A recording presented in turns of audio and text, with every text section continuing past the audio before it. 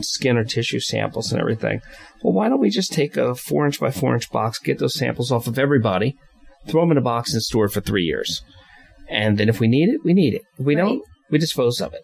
Instead of having to go through all those thousands of dollars and court orders to exhume it to do something later.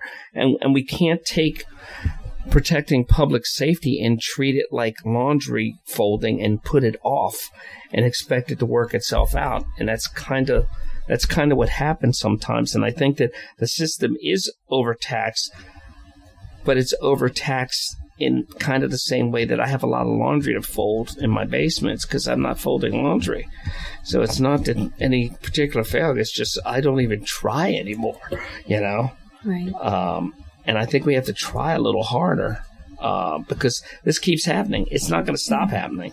You want to say something? Yes. What bothered me is a few days ago, I called and asked if they still sent out the phone records because they pinged his phone, Anthony's phone, to try and get any kind of information on his phone. And we called up and we asked the officer, well, the detective, if he got any information. He's like, yeah, I've got a full report, but I don't know how to read it, so I have no information for you. And I said, well, can you send it to somebody? Because I don't know who to send it to. I'll get back to you. I give a lot of points for honesty, but there's some things you don't say. There's just some things I got it back, but I don't know how to read it. I don't know what to tell you. Yeah, I mean... Well, then give the phone back and let us take it to somebody. We'll find somebody that can. And I just feel like times... There's too many unknowns.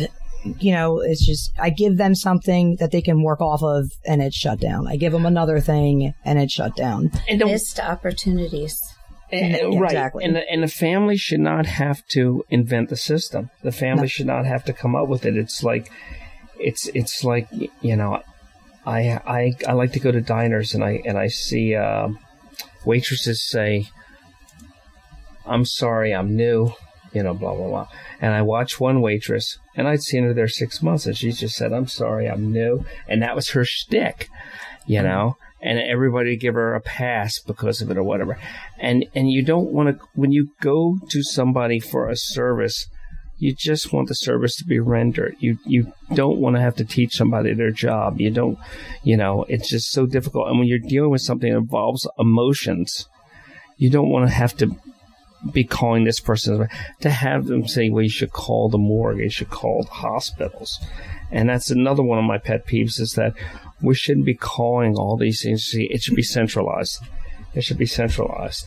You know, because I was making 50 calls a day. Right. Me too. Right. And when you start calling the morgues, you start realizing how many people are turning up. Yes. You know, and you start and you just become you have this level of awareness that you can't undo anymore. Every time a body is found, you know, that feeling you feel in your stomach when you call to ask if, you know, is that Anthony? You know, that's the worst feeling. Right. You don't know what kind of response you're going to get back. But if you don't reach out, how long is he sitting there? Gosh forbid it was him, until somebody gave a call. Well, and then sometimes you get people that are very human about it and want to help you. And then sometimes you get people that are very robotic about it and want to hide behind privacy rules.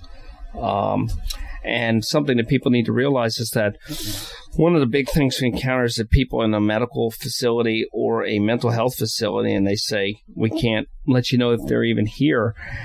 You can contact the facility and ask for their caseworker, social worker, or chief psychiatrist, and you can get a letter to them, and you can have them give the letter to the person if the person's there, and the person will, make a decision. Now, the good ones, when you go through this process, that don't want to violate HIPAA, will say something to the, something like, they'll say that our policy is that you can give us a letter to give to the person, and if the person's here, we'll give them the letter, but I wouldn't write the letter because it would be a waste of a stamp. So they're not there. Right. Thank you. Yeah. That's somebody trying to be human, and not compound this misery that people are going through. Because this is, it's a strange thing, because what I've seen happen with people, that when they're in that purgatory between knowing and not knowing, is that all of a sudden they realize that they're part of this larger, horrible community of people going through this. And it doesn't end. It's always other people coming and going, and there is no support for this. There's support for everything else. There's no support group for this, you know. I did have one nice gentleman at one of the morgues. Very nice. He was telling me different ones to call, that different counties, and if I had any more questions or if it was becoming too much for I or the family, to give him a call, and he would call around to me. He was really nice. The one person out of everybody I've been dealing with. No, and that's good because there's a little hope there. But see, that's the problem. If we said his name, he'd probably get fired. Exactly. That's why I didn't. Yeah. No, I was going to stop you. I might need that guy. Yeah. And we need to know that guy's out there, and people like him that still want to go beyond just punching the clock and doing the bare minimum at their job. That realize that every case is part of, the people you're dealing with. They have a mother, have a father, have relatives, and people love them, people care about them, and they need as much attention as you can give. And if you can't help them, get somebody that can. Or help the families get somebody to help them, because, without going into too strong of a tangent about the whole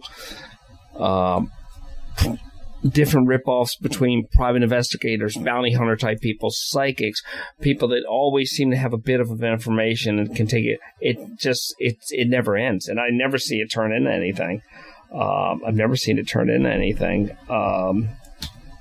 And again, if anybody has any information, this would have been about March 4th, March 5th, Philadelphia, Kensington and Allegheny. What was the other area? 7th and Russell. 7th and Russell, and the westbound ramp to 76 off City Line, off of the bridge there before City Line. Off Route 1. The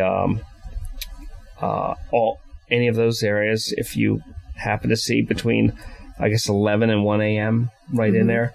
6'1" tall Caucasian male walking down the road in shorts. How could you not see that? Calling in. And I fully believe that there is somebody out there that saw something in all cases I've worked. And I don't think they're withholding it out of malice or evil. I think that they don't think it was important. And it's just, if somebody saw something, and it's just hard to believe now with so many vehicles with dash cameras on them, driving down the road at all times, you would think that every foot of road would be covered, some couple times a minute or something. Delivery trucks, public safety vehicles all have them on them, personal vehicles now. And we had a nor'easter 2 days after he went missing. So there had to be plows and people clearing the roads, and somebody had to see something. Well, that's the thing this day and age. Nothing really seems out of the ordinary. Sometimes somebody pulling off the side of the road with another car, and people overlook things, the simplest things. Something that's big to us might be small to them. I think people don't want to get involved, and I get that because it can bite you in the butt, but it's part of the problem that we don't want to help.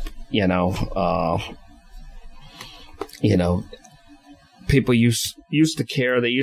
People used to stop things before they happen. Now we just react to them, and prayers and shares after they happen. And prayers and shares aren't enough. They just aren't. Is there anything else you guys would like to say to anybody listening? Just please, if you know anything about Anthony Capasso, or if you saw anything, heard anything, to please contact the show. And also, he's from Red Hill, Green Lane area, if you've seen him up that way, or if you saw him around those dates, prior to those dates, or had any interaction with him. Because there's somebody out there that thinks they're getting in trouble if they talk because they have outstanding parking tickets, and you're not. If you have something that's going to help this, baby's about to be born in 2 weeks. It would be nice to have some understanding of what actually transpired. Penny, anything? You got nothing to say? No, for once. How about that? Okay, so this is the part where they're going to compare notes about Pat because he's not here. So let's go with that. Go, Russell.